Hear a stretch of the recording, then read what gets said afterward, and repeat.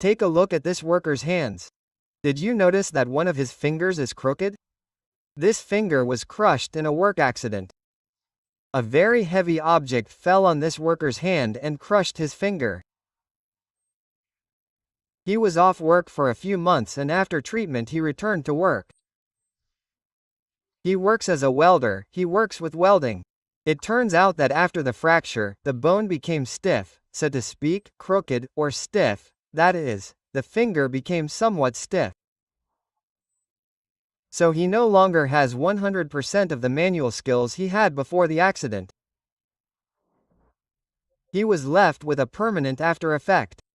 The big question is, what benefit from the National Social Security System, NSS, is this worker entitled to? Look, he was already on temporary disability benefit. He already received sickness benefit during the period he was out of work. He will not be referred for permanent disability retirement, because that is not the case. He was able to return to work, even with this after effect. But what happens then? Is that it? No, he will receive a benefit called accident benefit. In fact, it is compensation paid by the National Social Security System every month until it is time to retire. And he will receive this compensation since the National Social Security System cut off his temporary disability benefit.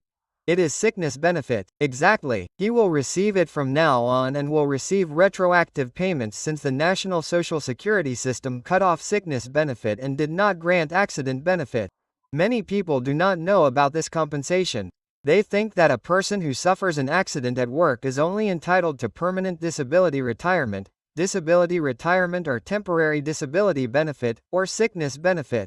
And few people know about this accident benefit. The value of the accident benefit can reach $4,000 per month in some cases.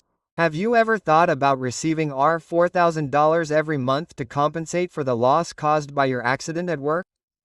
Tell me here in the comments if this would be good for you or not. This compensation is paid by the National Social Security System. It has nothing to do with the company, that is, you will not sue your company or your boss to receive accident compensation. In fact, accidents outside of work, which were not work-related accidents, also give you the right to accident compensation. Of course, if you suffered an accident at work and for some reason had to sue the company to receive compensation, this also does not prevent you from receiving accident compensation. So, it doesn't matter if you sued the company or not, you who suffered an accident at work can receive accident compensation.